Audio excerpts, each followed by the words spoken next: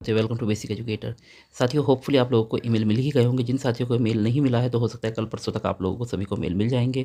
तो आप सभी को डॉक्यूमेंट वेरिफिकेशन के लिए बहुत बहुत शुभकामनाएं। आज हमारे काफ़ी साथियों ने डॉक्यूमेंट वेरिफिकेशन कराया है, तो मैं उनसे बात करने के बाद आप लोगों के लिए एक डिटेल्ड वीडियो लेकर आ रहा हूँ। पर उससे पहले काफ़ी क्वेरी आ रही थी कमेंट्स में यूट्यूब के थ्रू कि सर एक बार बायोडाटा फॉर्म को कैसे फिल करना है उसके बारे में बता दीजिए। तो ये मैं आपको कंप्लीट बायोडाटा फॉर्म फिल करने का वीडियो बना रहा हूँ आप लोगों के लिए, तो आप लोग वीडियो के अंत तक बने रहिए। इसमें हम बायोडाटा फॉर्म में आपको जहाँ जहाँ क्या क्या चीज़ें भरनी है उसके बारे में हम डिस्कस करेंगे।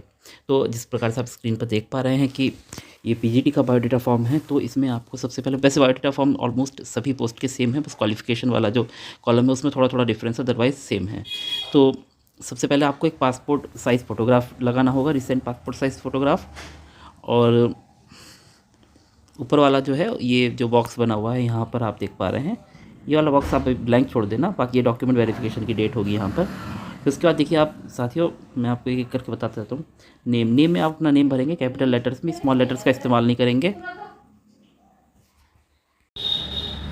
तो साथियों अगला जो कॉलम है हमारा फादर्स नेम है। फादर्स नेम को आपको कैपिटल लेटर्स में लिखना होगा यहाँ पर। फिर उसके बाद आपको अपना ईएमआईआर का रोल नंबर फिल करना होगा। यहाँ पर रजिस्ट्रेशन नंबर में आपको अपना एप्लीकेशन नंबर फिल करना होगा। फिर उसके बाद यहाँ पर डेट ऑफ बर्थ में आपको DD MM YY फॉर्मेट में आप डेट ऑफ बर्थ फिल करेंगे और यहाँ पे स्लैश लगाएंगे, देख पा रहे हैं आप, ये स्लैश लगाना है। फिर एज देना है आपको 31 जुलाई 2023 में से अपनी डेट ऑफ बर्थ को माइनस कर लेंगे और जितने साल, जितने दिन और जितने महीने बन रहे हैं वो उसको यहाँ पर आप फिल कर देंगे। फिर उसके बाद आप अपनी कैटेगरी लिखेंगे। कैटेगरी में आप जो भी कैटेगरी से बिलोंग करते हैं, SC ST OBC UR EWS, उसको लिखेंगे। Whether applied under EWS category, अगर आपने EWS कैटेगरी में अप्लाई किया है तो येस नो जो भी है तो वो लिख देंगे। PWD से बिलोंग करते हैं तो आप अपनी जो PWD की कैटेगरी है उसको लिखेंगे। और फिर उसके बाद आप अपना पोस्टल एड्रेस लिखेंगे। साथ ही यहाँ पर आपको पोस्टल एड्रेस में अपना एड्रेस ऑफ कम्युनिकेशन लिखना होगा। परमानेंट एड्रेस नहीं है, ये पोस्टल एड्रेस है, ये ध्यान रखना। बाकी अगर आपका दोनों एड्रेस सेम ही है तो कोई दिक्कत नहीं है। फिर उसके बाद अपना मोबाइल नंबर लिखेंगे एंड अपना ईमेल एड्रेस लिखेंगे। अब आता है क्वालिफ़िकेशन की बारी। तो यहाँ पर सबसे पहले आप अपनी ग्रेजुएशन की डिटेल्स लिखेंगे, आपके पास क्या है। अगर सपोज़ आपने BSc किया है तो यहाँ पे BSc लिख देंगे, BA किया है तो BA लिख देंगे, इस तरीके से लिख देंगे। फिर उसके बाद ईयर ऑफ पासिंग, जो भी आपने जिस साल में आपने अपना फाइनल किया है, BA BSc BCom या BTech या जो भी है वो। फिर उसके बाद यहाँ पे मैक्सिमम मार्क्स, फिर मार्क्स ऑब्टेन, फिर उसके बाद आपकी परसेंटेज। अगर कभी कभी क्या होता है कि आपको मार्क्स, जैसे इग्नू वगैरह में क्या होता है, मार्क्स वगैरह नहीं दिए जाते हैं तो परसेंटेज दी जाती है, तो उसमें आप मार्क्स वाले कॉलम ब्लैंक छोड़ देंगे और यहाँ पे सीधे परसेंटेज फिल कर देंगे। तो उसके बाद इस तरीके से आप अपनी पीजी की डिटेल्स लिखेंगे। पीजी में आपने अगर एमए किया है, MSc किया है, जो भी, अगर सपोज MSc की है तो यहाँ पे MSc लिख देंगे। फिर उसके बाद साथियों आप अपनी पीजी में MA MSc जो भी है, तो यहाँ पे सपोज़ अगर आपने MA किया है तो यहाँ पे आप MA फिल कर देंगे।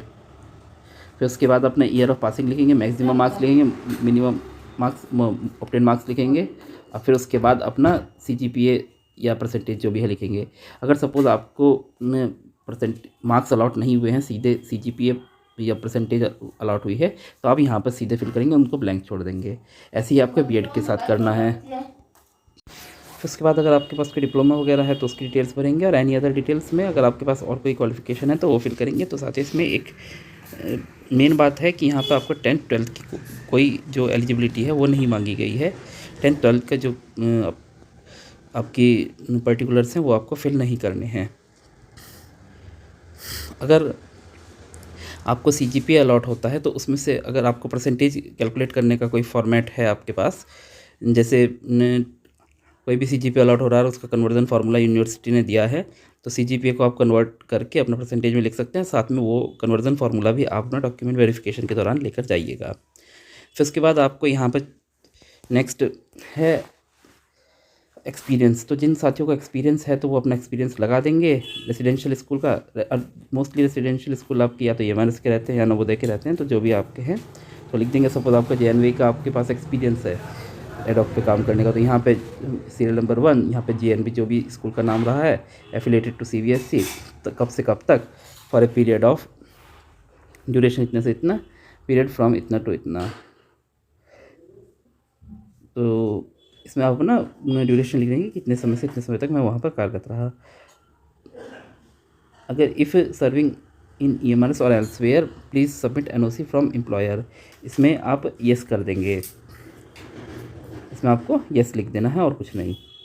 4th नंबर में अगर आप प्रेजेंट गवर्नमेंट एम्प्लॉय है और अगर आप कहीं पे जॉब नहीं कर रहे हैं तो उसके कंडीशन में आप यहाँ पे नो लिख देंगे या NA लिख देंगे, नॉट एप्लीकेबल। फिर उसके बाद 5वें नंबर में आप देखेंगे यहाँ पे क्या है, whether knowledge of computer application, yes या नो। तो सबको होता ही है थोड़ी बहुत नॉलेज, तो येस पे टिक मार देंगे। फिर यहाँ पर अंडरटेकिंग है, अंडरटेकिंग में क्या है कि अगर आप के खिलाफ़ कोई केस वेस है, ये सब चीज़ें है, या इनएलिजिबिलिटी किसी भी कंडीशन में पाई जाती है वेरिफिकेशन के बाद, तो आपको जो है सर्विस से निकाला जा सकता है। तो यहाँ पे आप अपने सिग्नेचर कर देंगे और कुछ नहीं, विद डेट के साथ। अब ये चेकलिस्ट है फॉर ऑफिस यूज़, यहाँ पे आपको कुछ नहीं करना है। ये जो है यहाँ पे चेकलिस्ट वाला जो है, मैं आपको बता देता हूँ, ये जो चेकलिस्ट वाला जो कॉलम है ये वाला, इसको आपको ब्लैंक छोड़ना है। ये वो खुद लोग करेंगे। यहाँ पे देखिए क्लियरली लिखा हुआ है फॉर ऑफिस यूज़ ऑनली, तो यहाँ पे आपको कुछ नहीं करना है, इनको आपको ब्लैंक छोड़ देना है। फिर उसके बाद ये अगर कोई एलिजिबल है तो अच्छी बात है, अगर इनएलिजिबल है तो उसके अलग अलग रीज़न बताए गए हैं। ये रहा ये रीज़न, इनमें से कोई भी एक रीज़न हो सकता है जो कि एलिजिबिलिटी के कारण, मतलब एलिजिबल ना होने का कारण हो सकता है आपका। फिर उसके बाद वो आपको एलिजिबल या नॉट एलिजिबल करा देंगे। तो एलिजिबल अगर कराई देंगे, जो भी आपका वेरीफाइंग ऑफिसर होगा तो एलिजिबल पर टिक कर देगा, इनको क्या कर देगा, ब्लैंक कर देगा या NA कर देगा और अपने यहाँ पे साइन कर देगा। और अगर इनएलिजिबल होता है तो इनएलिजिबल केस में वो आपके इनएलिजिबल पे टिक करेगा और यहाँ पे जो भी रीज़न है वो लिख देगा यहाँ पर, बस वो आपको इनएलिजिबल बता दिया जाएगा कि आप एलिजिबल नहीं हैं। फिर उसके बाद ये सब वेरीफाइंग ऑफिसर हो जाएगा। फिर उसके बाद जो कंट्रोलिंग ऑफिसर है वो अपने सिग्नेचर कर देगा और इस प्रकार से आपका बायोडाटा फॉर्म कंप्लीट हो जाएगा। तो इन आपको बस कहाँ तक फिल करना है, आपको यहाँ तक फिल करना है, पॉइंट नंबर अंडरटेकिंग जहाँ तक है यहाँ तक आपको फिल करना है, बस इसके नीचे आपको कुछ भी नहीं करना है। ऐसे ही आपका यहाँ पे जो एलिजिबिलिटी के जो क्वालिफ़िकेशन वगैरह दी हुई हैं वो चीज़ें हैं, वो आप देख सकते हैं आप एलिजिबल है या नहीं उसके रिगार्डिंग।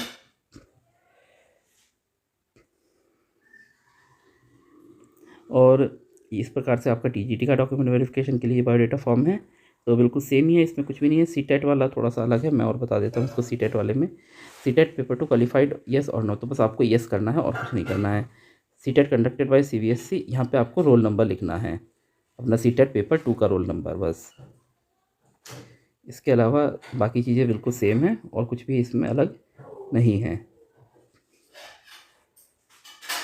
और यहाँ पे आपको एलिजिबिलिटी वगैरह दी गई है TGT की और कुछ नहीं है। तो इस प्रकार से आप अपना बायोडाटा फॉर्म फिल कर सकते हैं। आशा करता हूँ ये वीडियो आपके लिए कारगर होगी। इसके अलावा आप लोग विशेष जानकारी के लिए और अपडेटेड रहने के लिए टेलीग्राम से जुड़ सकते हैं। और आपको अगर हमारा काम अच्छा लगता है तो हमारे चैनल को सब्सक्राइब जरूर कीजिए, अपने अन्य साथियों के साथ इस वीडियो को शेयर कीजिए, वीडियो को लाइक कीजिए। Thanks for being with basic educator.